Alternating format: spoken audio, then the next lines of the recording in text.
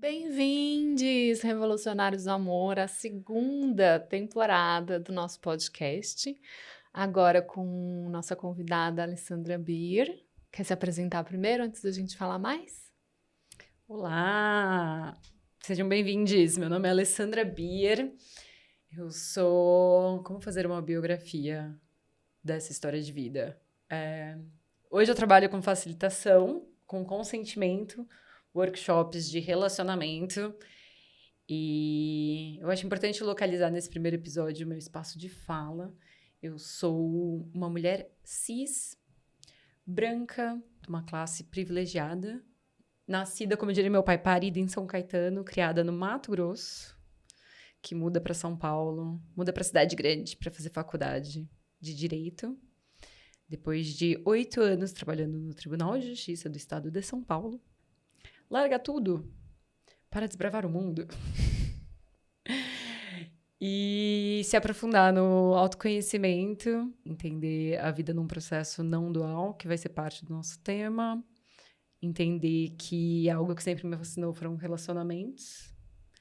Direito era sobre relacionamento e hoje eu sigo trabalhando com relacionamentos. E acho que é isso. Quer se apresentar também, Sá? Claro, se você ainda não me conhece, meu nome é Savas. Eu fiz a primeira temporada, onde a gente focou muito em 3 eixos, né? Tornar acessível ferramentas de consentimento, não monogamia, e tanto espiritualidade, sexualidade sagrada, que é o foco principal do meu trabalho. Eu sou sapatão, não binário, sou professora de espiritualidade sagrada, de tantra não dual, de amor, né?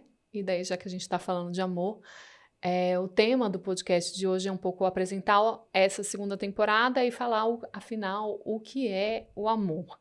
E aí, quando a gente fala revolucionários do amor, na nossa língua, né, que já é uma língua colonizada, se a gente parar para analisar, né, a gente está aqui falando português, dentro do português, a palavra amor, ela pode ter inúmeros significados, né? Muitos, infinitos. A gente vai falar alguns deles aqui. Mas dentro do Revolucionários do Amor, quando a gente está falando de amor, a gente está usando essa palavra para significar algo que é impossível de ser posto em palavras. Essa ponte que nos conecta entre todas as coisas. Isso que é talvez captado em algumas poesias, em algumas danças, na arte, essa conexão de tudo que existe, que muitas pessoas chamam de Deus. Eu não gosto da palavra Deus porque ela foi captada por um sistema patriarcal, misógino e um entendimento muito dual do que é uma filosofia espiritual. E aí, quando eu falo dual, é esse pensamento que existe um eu e existe um Deus lá em cima, lutando seus pecados, e que esse Deus é diferente de você. E a não-dualidade traz essa profunda fé de que tudo é conectado e que tudo é uma grande unidade, que essa grande unidade seria o amor. Exato. E esse é um dos vários temas que conecta eu e Sá. Um dos motivos pelo qual a gente resolveu fazer esse podcast juntos, que é essa crença do Tantra não dual, que a base, a essência de tudo, aquilo que nos conecta, a fibra da realidade, a teia, é essa palavra que a gente sempre vê de uma maneira ou muito misteriosa, que a gente não entende direito o que é, e aí aparece na tentativa de expressar mais na arte, na poesia, na dança, ou intrinsecamente ligado ao amor romântico, algo que a gente quer desconstruir nesse podcast.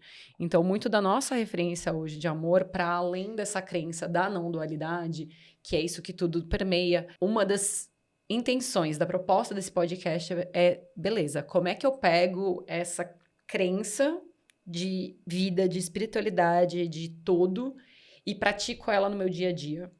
Então, a gente vai provavelmente citar bastante Bell Hooks, que é uma autora preta estadunidense incrível. Durante o podcast, toda vez que a gente fizer uma citação, falar de uma ferramenta, provavelmente vai ter as referências na descrição da plataforma onde você está nos vendo ou ouvindo. Bibliografia, para vocês poderem aprofundar a pesquisa de vocês. A nossa intenção aqui não é ser um lugar de grande pesquisa ou dados científicos.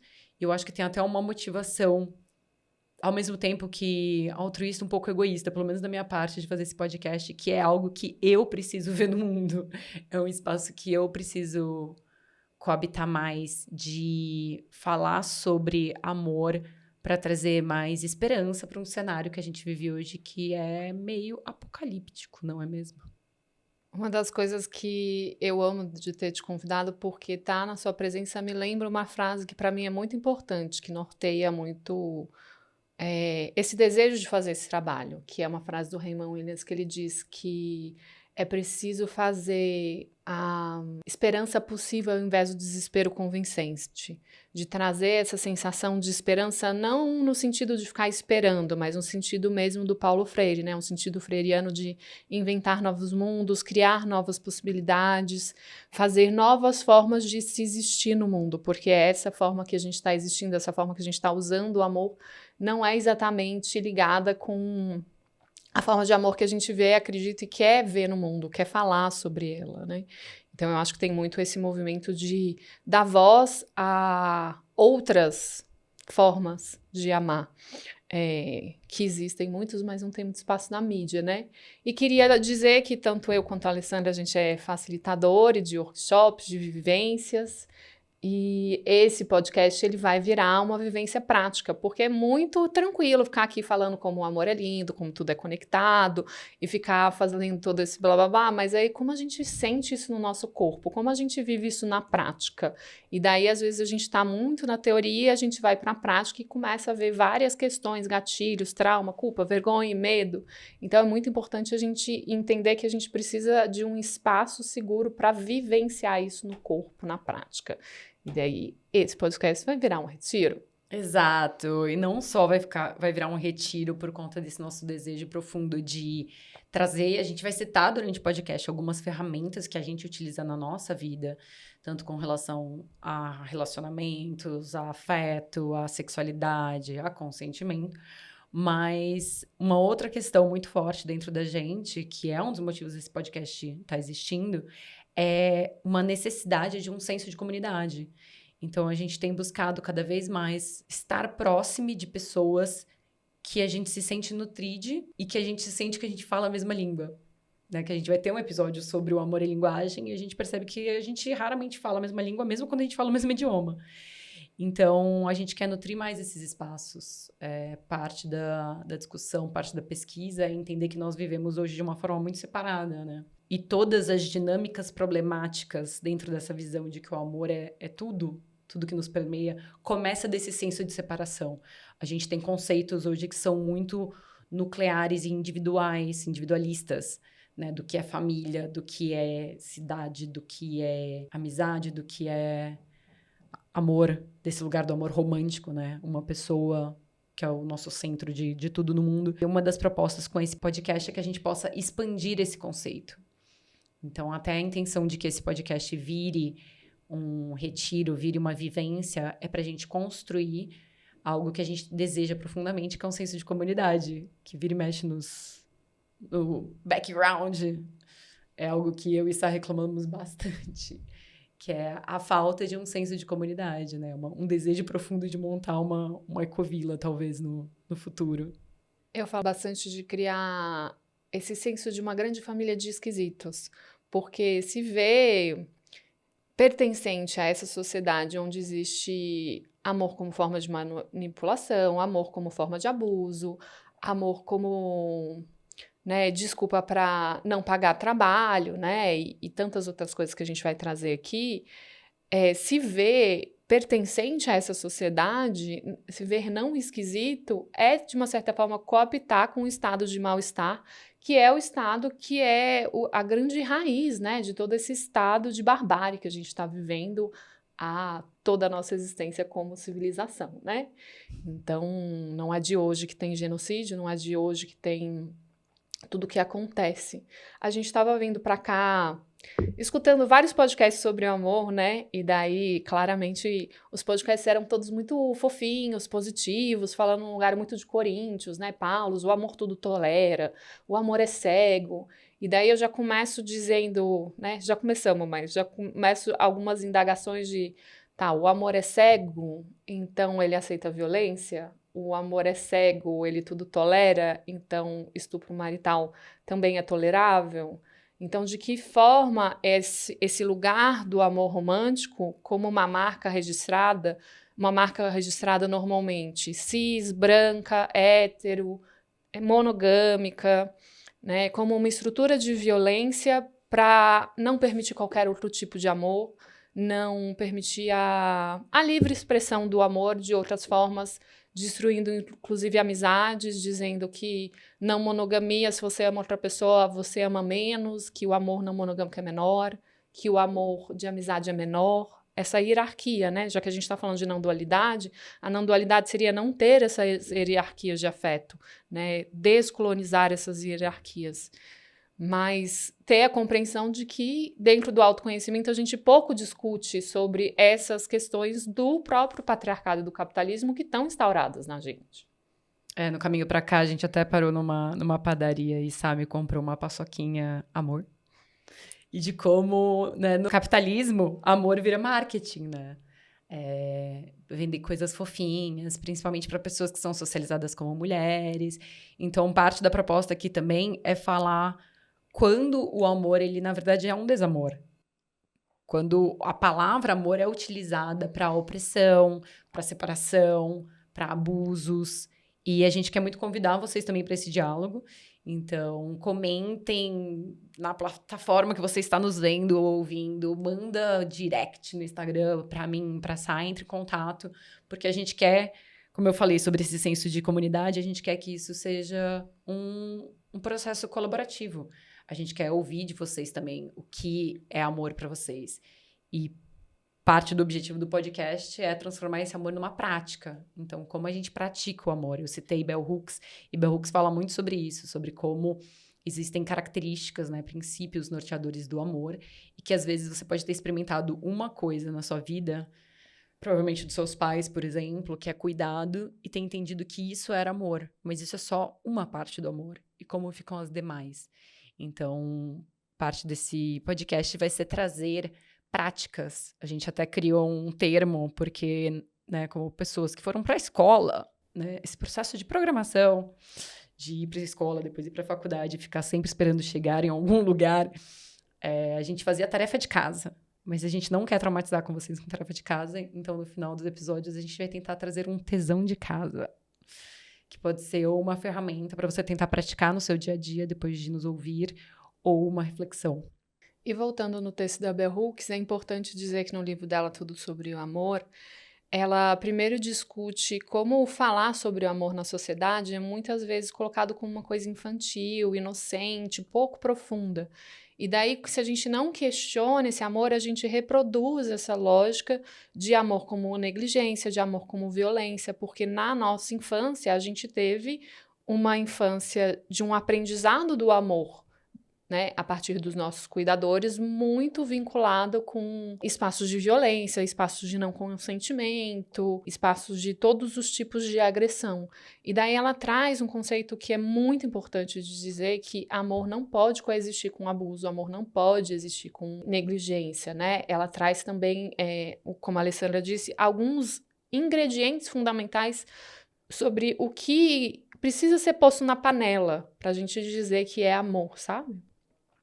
E daí os ingredientes são cuidado, afeto, reconhecimento, compromisso, respeito, responsabilidade, confiança, verdade, comunicação, perdão, autenticidade.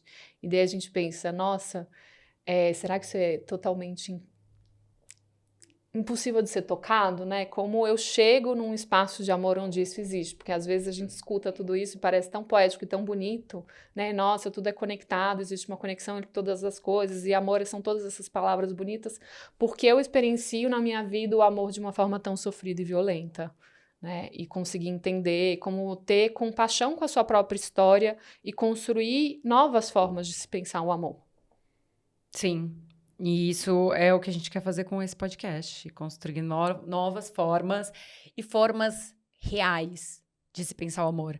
E eu brinco com o Sá que em alguns trechos, em alguns episódios, pode ser que a gente deprima um pouco o telespectador.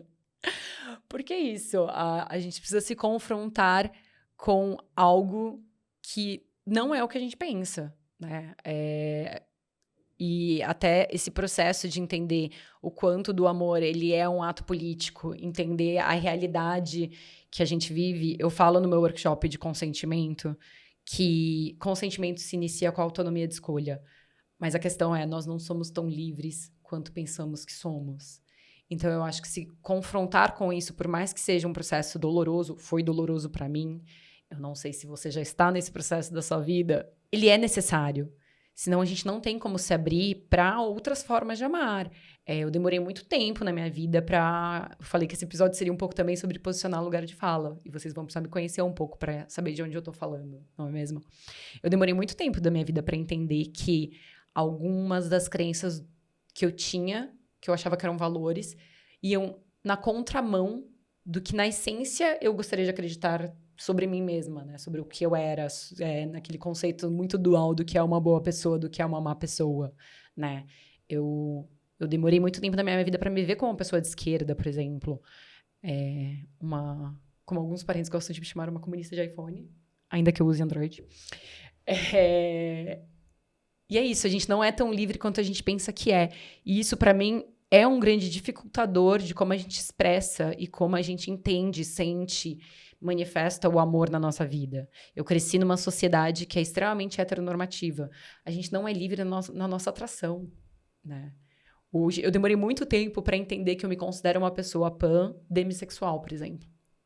É importante lembrar que essa cultura, né, que vai desde a Disney até o Netflix, até toda essa cultura de consumo de literatura e de arte, até mesmo das músicas do pagode, ela vai falar de um amor que é uma marca registrada, como eu disse, que é um amor hétero, branco, cis, magro, e daí como muitos corpos, eles não têm direito de receber amor, né? Tem um livro muito lindo também da Bell Hooks que chama Irmã de Inhame, onde ela vai trazer essa dor e a solidão da mulher negra como um corpo que não recebe amor, como um corpo violentado pela ausência de afeto. É óbvio que aqui eu estou trazendo também esse questionamento do espaço da pessoa lésbica, da pessoa sapatão, que não se vê merecedora de afeto, que não se vê, né, a grande solidão da pessoa lésbica, que não consegue nem tecer amizades a partir dessa violência que se é tramada. E daí esse entendimento que o amor que você está chamando de romântico ou o desejo que você está chamando de eros, normalmente ele está vinculado com o que a mídia diz para você que é bonito. O que você sente tesão, às vezes, está vinculado com as capas de revistas, com esse padrão de beleza que normalmente é cis, que assim, 98% das vezes é cis, é branco, é magro, é louro. Então, esse entendimento de como desconstruir isso dentro de nós e realmente trazer esse lugar para um lugar de autocompaixão, sabe? Entender como diz a Ana Sui, que é uma psicóloga brasileira, ela fala que o amor também é conviver com aquilo que nos escapa, é não moldar o outro a partir do que a gente quer, não moldar o outro a partir do que a gente aprendeu, mas amar o outro verdadeiramente como ele é. Eu gosto de uma frase muito grande de um podcast, que é o meu podcast favorito, que diz que um espaço onde você pode ser do seu próprio tamanho sem tentar se esticar nem se espremer, né? Do para dar nome às coisas. Um espaço que você pode ser verdadeiramente você. Tá muito conectado com o tema do nosso próximo episódio, que a gente vai falar de amor próprio, não é mesmo? E eu acho que ter o amor como essa ferramenta de qual é a minha expressão verdadeira, qual é a minha verdade, como eu posso ser eu, num mundo que tá o tempo todo me dizendo como eu deveria ser, né? Então, a gente vai questionar esse formato, a gente já tá fazendo, você já deve ter percebido. Então, se tiver um episódio aqui que a gente não critique o patriarcado ou o capitalismo, deu bug no sistema, a gente precisa regravar o episódio. Para que a gente entenda, né, aonde existem limitações, aonde a realidade que a gente construiu limitam a nossa expressão do que é do nosso amor por nós mesmos, né, como a gente se expressa, aonde isso nos toca, aonde a minha expressão de mim e de como eu me amo tá veiculado a como você vai me perceber, ou como eu acho, que é mais louco ainda, né? Como eu acho que você vai me perceber. Quanto isso dita sobre por quem eu me atraio, não é mesmo? A forma como eu falo. E questionar essas estruturas, né? Que no fundo, a nossa esperança é que algum dia elas mudem, elas se acabem, elas se transformem. Eu acho que a gente já está vivendo em algum senso, né? A gente está vivendo o capitalismo tardio, por exemplo. Já vai tarde, não é mesmo? E como pensar novas realidades? Quais são as possibilidades, tanto de relação, a partir do momento que eu desconstruo, por exemplo, o amor romântico, quais são as possibilidades? O que está disponível? E até confrontar as dificuldades de se viver algo diferente quando você não tem referências, não é mesmo? A maioria... Hoje eu tenho várias referências sadias de relacionamentos não monogâmicos, mas não foi a realidade na qual eu cresci. Então, a gente também quer, possivelmente, trazer novas referências para vocês também, de relacionamentos que são possíveis, de práticas, de vivências, de comunidade, de evolução. E aí eu queria citar o Rumi porque ele diz que o nosso trabalho, ele não é exatamente buscar o amor, mas encontrar as barreiras que você construiu para não sentir o amor. E nesse pensamento, quando a gente pensa num pensamento Rumi, é um poeta místico sufi, né? E nesse pensamento de que amor é tudo que nos conecta, você é essa conexão, você não está desconectado dessa conexão. Então, falar sobre algo que é externo é falar também sobre algo que é interno. Então, tudo isso que a gente trouxe, esses conceitos, eles estão dentro da nossa cabeça, eles estão dentro dos nossos pensamentos. Eu brinco que a gente tem um grande Galvão Bueno do mal na nossa cabeça, né? Falando, você não presta, você não merece, não vai dar certo. E eu gosto de dizer para os meus alunos que, em vez de você pôr o microfone na voz dessa pessoa dizendo que você não presta, que você não merece, que você nunca vai dar certo, você pôr o microfone na centelha de vida que é quem você verdadeiramente é.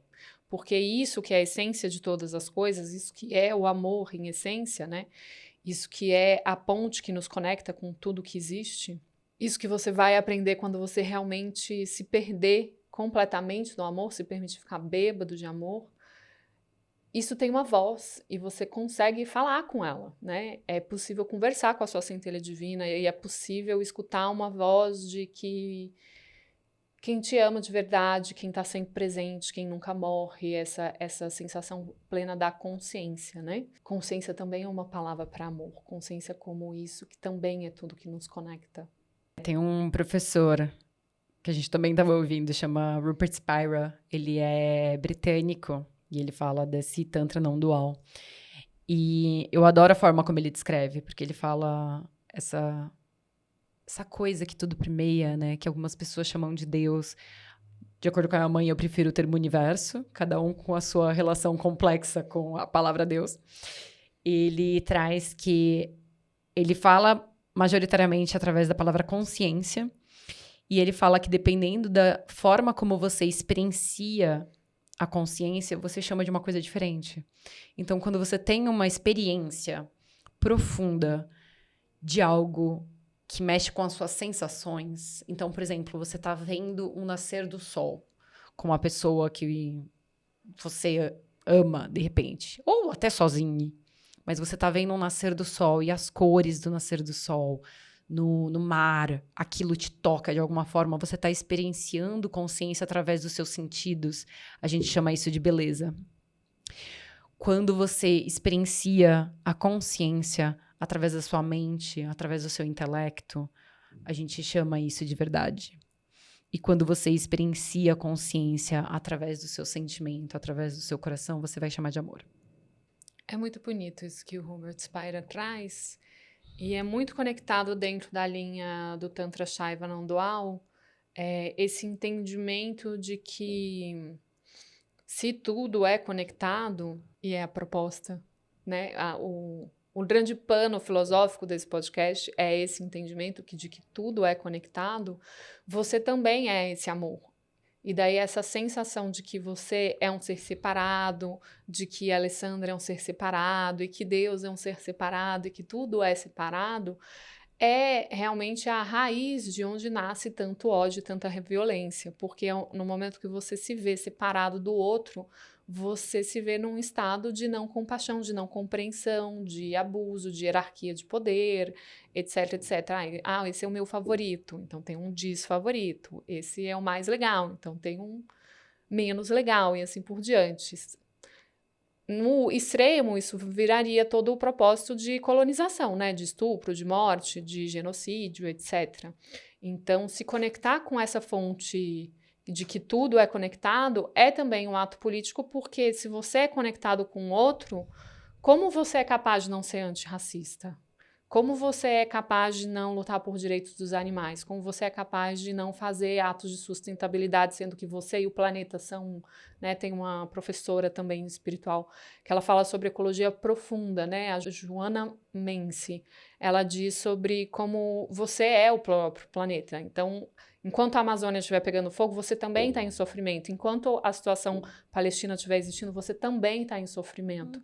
Então, se despertar para essa sensação de que cuidar do planeta também é cuidar de você. Amor próprio não é uma coisa narcisista. Amor não é uma coisa narcisista. Amor é realmente uma coisa revolucionária. Um dos problemas, né, de como esse amor acaba virando uma arma em vez de uma ferramenta. Porque é isso, a diferença entre uma arma e uma ferramenta é o grau de consciência da pessoa que está utilizando, né? Eu posso pegar uma chave de fenda e consertar uma mesa, ou eu posso tacar na cabeça de Sá.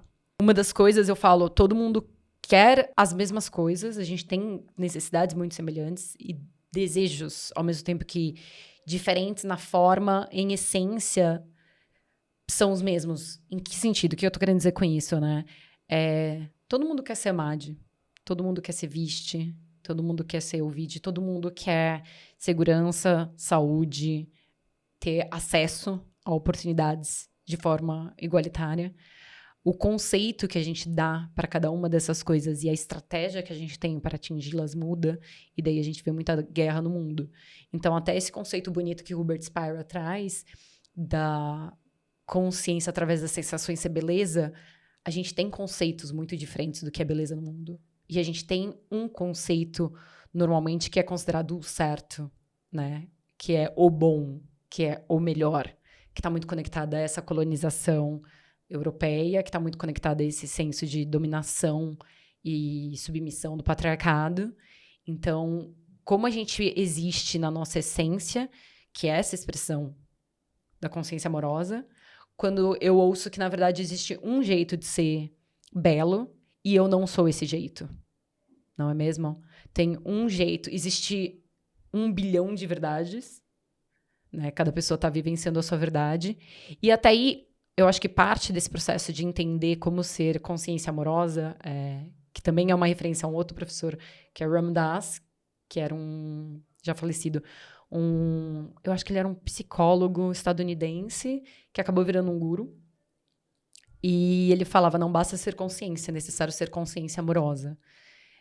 E como eu posso existir dentro dessa consciência amorosa, onde eu expresso a minha verdade sem oprimir, sem impor, com relação à verdade do outro. Como todas as nossas verdades possam coexistir. Então, para mim, dentro dessa visão que compartilhamos da não-dualidade, eu acredito que nós nos vemos como separados para que a gente possa expressar a nossa visão de mundo, né? Ninguém nunca vai ver o mundo como eu vejo. Ninguém nunca vai... Aquele clichê, né, de que somos flocos de neve, somos únicos, somos individuais e ao mesmo tempo não somos, se a crença é de que estamos conectados. Então, como que eu expresso isso e essa minha expressão pode coexistir com a expressão do outro? A Brené Brown, que é uma outra autora estadunidense, pesquisadora sobre vergonha, que eu amo muito as palestras dela, recomendo imensamente você buscar lá na internet se você ainda não a conhece. Ela afirma que a gente é biologicamente moldado para nos conectar e que a conexão é que faz com que a nossa vida tenha, na verdade, sentido.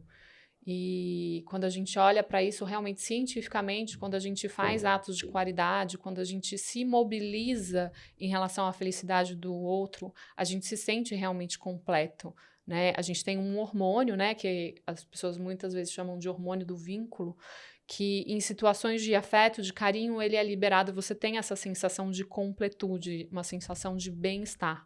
Então, biologicamente, você é moldado para você ser uma pessoa caridosa. Se você medir realmente biologicamente o que acontece quando você, né, faz atos de desamor, né, violência, gritaria, todos os tipos e formas de desamor, você está realmente construindo hormônios ruins. Só que é isso, é muito bonito de dizer tudo isso, né? A Brené Brown, inclusive, ela tem um conceito de conexão que eu acho maravilhosa. Ela vai dizer que a conexão é a energia que existe quando você se sente vista, ouvida e valorizada.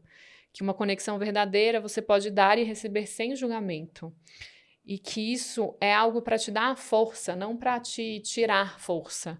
E quantas vezes na minha vida, tendo sido gerada num núcleo familiar com violência, com gritaria, com manipulação, né, sendo criada numa sociedade lesbofóbica, quantas vezes eu não reproduzi formas de conexão super desconectadas com isso, e quanto processo de autoconhecimento, de desenvolvimento espiritual, quanto, né, investimento financeiro, emocional, psicológico, de tempo, eu não tive que fazer para sentir que, nossa, eu tive uma relação sobre isso, dessa forma que ela está descrevendo, né? Eu consegui ter uma, e aos poucos eu fui tendo outra, e aos poucos eu fui tendo outra, e daí eu fui crescendo isso que a Alessandra traz, que eu acho lindo, sobre esses jardins de amor que a gente vai construindo, porque eu acho muito poético quando ela fala isso, porque o amor, ele tem essa coisa de você regar, né? De você cuidar, como você cuida de um jardim. Então, a maioria do tempo eu sinto que o meu amor foi espancado, ele não tinha nutriente, sabe? Ele tava, tipo, faltava substrato, faltava, sabe? Faltou nutrientes. Eu gosto muito de usar essa analogia quando eu tô fazendo workshop. É um conceito que eu tenho, muito baseado num conceito prévio de uma das minhas professoras de consentimento, que chama Betty Martin, que ela traz o conceito de domínio. Eu não gosto da palavra domínio, e eu senti que o conceito poderia ser expandido para que fosse uma ferramenta mesmo e envolvesse um trabalho maior. E eu criei o conceito de nação, que eu também gosto de falar que é uma subversão da palavra, porque a gente tem um conceito hoje de nação que ele é muito limitado, né? A gente está vendo ali a guerra da Palestina e a dificuldade, muitas vezes, de um país, de uma sociedade ser reconhecida como nação. Só que a palavra nação, ela vem do latim natus e significa ter nascido. Então, se você nasceu, parabéns, você é uma nação. E daí eu falo que dentro da sua nação, e a gente desenha isso no workshop, você pode fazer o mapa que você quiser, e o mapa da sua nação seria o seu corpo físico, né? E dentro você vai colocando quais são os seus pensamentos, as suas crenças, a forma como você foi criada, a sua identidade, né? Como você se identifica. E ao redor desse mapa, a gente tem as nossas fronteiras. E principalmente com várias das dinâmicas que a gente está vendo hoje no mundo, né? Desde político insano querendo construir muro, querendo que outro país pague por ele. Apesar que essa dinâmica já está antiga, né? Do Donald Trump. A gente tem possibilidade de, em vez de construir muros, muralhas, sequer pontes, construir jardins. Então eu trato os relacionamentos como um jardim. E você entender que em alguns solos, né? Olhando... Eu estou gesticulando aqui na minha mesa como se eu estivesse olhando para um mapa. Em alguns solos, em algumas divisas com outros territórios, com outras nações, vão ter algumas coisas que pegam mais fácil. Então, num jardim, pode ser que plantar alecrim dê certo, em outro, batata doce, digamos. Então, como é possível a gente nutrir alimentos diferentes, né? A gente ter ali coisas que nutrem de forma diferente em relações diferentes.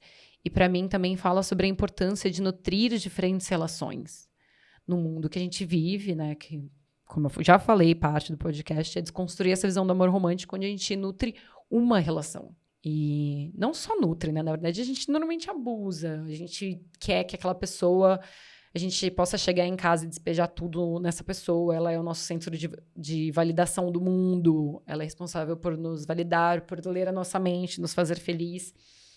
Eu brinco num outro workshop que eu falo, a gente não tem nenhum processo de adultecer na vida. A gente perdeu muitos dos rituais que os nossos antepassados, nossos ancestrais tinham. A gente manteve alguns que eu acho que não funcionam direito, como o casamento.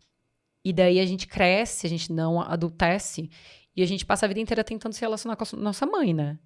Porque se a gente quer uma pessoa que leia a nossa mente, que seja responsável por todas as nossas necessidades, sem que a gente tenha que falar, inclusive, a gente quer se relacionar com a nossa mãe os com um trabalhos bebê. domésticos, né? Exato.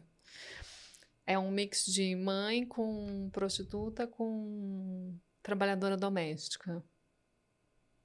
É muito difícil, né? A gente viver numa sociedade que espera isso do amor. E lembrando que somos seres tribais, né? Então, esse lugar de descolonizar é também pensar que uma pessoa só, ela não pode te nutrir de tudo que você precisa na vida, sabe? Você não pode esperar de uma única pessoa que ela cuide dos seus filhos, que ela seja interessante, que ela seja boa de cama, que ela seja disciplinada, que ela, sabe, assim, é um grau de perfeccionismo doentio e moldar uma pessoa, encolher para ela caber numa forma que não cabe, na verdade, ninguém. E daí, essa sensação de total não adequação, não pertencimento, uma sensação de não se sentir bem com si mesmo, né? Ter constantemente uma voz na sua cabeça dizendo que você não merece, que você não é perfeita, que nada do seu vai dar certo. É toda essa construção de um amor romântico que é em si doentio, né? Que é um amor romântico, inclusive, construído para dominar, né? O Reich, né? O psiquiatra, ele tem um livro que se chama Psicologia das Massas, que ele escreveu, inclusive, antes da Segunda Guerra Mundial, onde ele constrói esse entendimento de que o fascismo ele tem uma forma de dominação a partir da mente.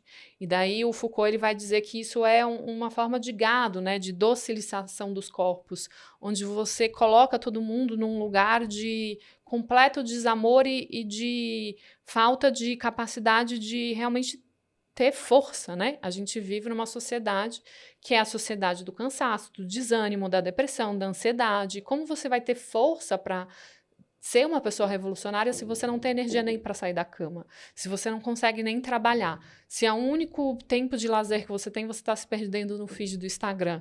Ou se, né, anestesiando em todas as formas de anestesia que a gente tem, de açúcar a medicamento psiquiátrico. Não que eu seja contra medicamento psiquiátrico se você tem realmente uma doença, mas o excesso de patologização, né, dentro da saúde mental e o excesso de uso errôneo de medicamento só cresce. Cada dia aparece uma nova denominação, né, de doença mental. Então, é muito importante dizer que ser um revolucionário do amor é também nutrir, né? Esse podcast é sobre nutrir essa chama, esse combustível de vida, de prazer, porque dentro dessa filosofia espiritual, Deus está ligado com prazer, não com sofrimento. Se encontrar com a divindade está conectado com essa sensação de bem-estar, não dessa sensação que você é errado, que você é pecador, que você é, né? Desconstruir essas pontes entre sexualidade, entre espiritualidade e falar realmente algo que eu sinto que move muito a gente, de falar sobre espiritualidade e autoconhecimento de uma forma politizada, de uma forma engajada com a nossa realidade, não de uma forma desconexa, de uma felicidade tóxica, de tipo, não, tudo é legal demais, tá tudo bem, todas as vidas importam, né? Tá, beleza, todas as vidas importam, mas não são as vidas brancas que estão morrendo, não são as vidas héteros que estão sendo assassinadas, sabe? Então, ter essa consciência política do que está dentro dessa nossa nação interna, tanto conscientemente quanto inconscientemente. A gente vai ter um episódio sobre como o amor é a espiritualidade. Eu acho que uma das coisas que a gente quer trazer é aonde a sua espiritualidade... Para mim, a espiritualidade sem consciência social, consciência de classe, raça e gênero, não é espiritualidade. É uma espiritualidade desconexa, que é um termo que tem em inglês. A gente não achou a tradução, né, para esse termo, que chama spiritual bypassing. Que é tipo, você tá dando um desvio. Um desvio, eu tô aqui batendo no microfone. É tipo um fake news espiritual. Ainda mais porque isso. Se eu realmente acredito que o amor é isso, como é que eu pratico? Como é que eu venho pra esse mundo que me parece, eu vejo, eu sinto, eu ouço ele de forma tão dual e eu pratico esse entendimento da não dualidade, né? Então, como a gente faz isso ser real e como a gente transforma isso numa forma de ativismo, essa prática do amor revolucionário, que é o que a gente acredita. E eu achei massa você ter falado sobre essa questão de conectar essa sacralidade, a espiritualidade com o prazer. Então, parte dessa desconstrução para mim também é entender que nós fomos ensinados de que para ser merecedor a gente precisa ralar. Posso falar com no podcast? Pode, claro. A gente precisa ralar o cu na ostra, não é mesmo? E da onde que vem isso? Então, se a gente conseguir pelo menos propor, trazer a reflexão, a gente aqui pensar formas diferentes e vocês pensarem, se propor a pensar formas diferentes, por que a gente acredita que o sofrimento é necessário? Por que a gente acredita que a gente é mais merecedor de alguma coisa se a gente sofre? Sá tinha comentado se existe algo que você vê aí como natureza humana, que é intrínseco, que é biológico, essa questão que a Brené Brown traz da conexão, de um senso colaborativo. Ao mesmo tempo, a gente vai ouvir pessoas que falam que, na verdade, a natureza humana é vil e que o poder corrompe. A que serve essa narrativa? Então, parte da proposta, do questionamento, da reflexão desse podcast é se perguntar mais isso. A quem está servindo? De onde veio? Por que a gente não questiona? Por que a gente dá as coisas como se elas fossem dadas? Sempre foi assim. Sempre quando? O tempo nem sempre existiu. Onde está esse sempre? Então, questionar essas coisas, questionar de onde vem, a quem está servindo essa construção de dominação, né? De que o que é natural do homem, quem pode dizer do homem ser humano, no caso, né? Eu gosto disso que você trouxe, porque o capitalismo ele tem essa visão, né? E é muito característico da filosofia ocidental, esse lugar de que só existe uma história, que esse é o único caminho, né? Inclusive é uma frase muito frequente dentro do capitalismo, esse é o único jeito. E daí é claro que foi criada uma distorção da espiritualidade vinculada com isso, onde só existe um caminho, uma verdade, uma única vida, né? Que é, né, uma frase muito associada a essa visão evangélica.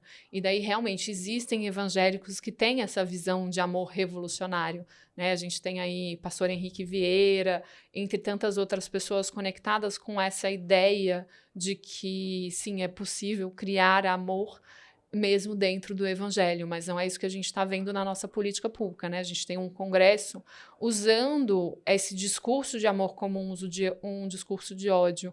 E quando você fala, como se isso tudo fosse muito novo, né? Muitas pessoas falam, nossa, nunca teve tanto gay no mundo, né? Agora todo mundo é trans, todo mundo é sapatão, não sei o que lá. Isso sempre existiu, né? A gente veio de várias sociedades onde, inclusive, o amor entre dois homens era mais importante do que o amor entre um homem e uma mulher, né? As pessoas falam tanto da sociedade grega. Dentro da sociedade grega, o amor entre dois homens era muito mais importante, porque era o amor entre cidadãos, porque, afinal de contas, a mulher não era uma cidadã.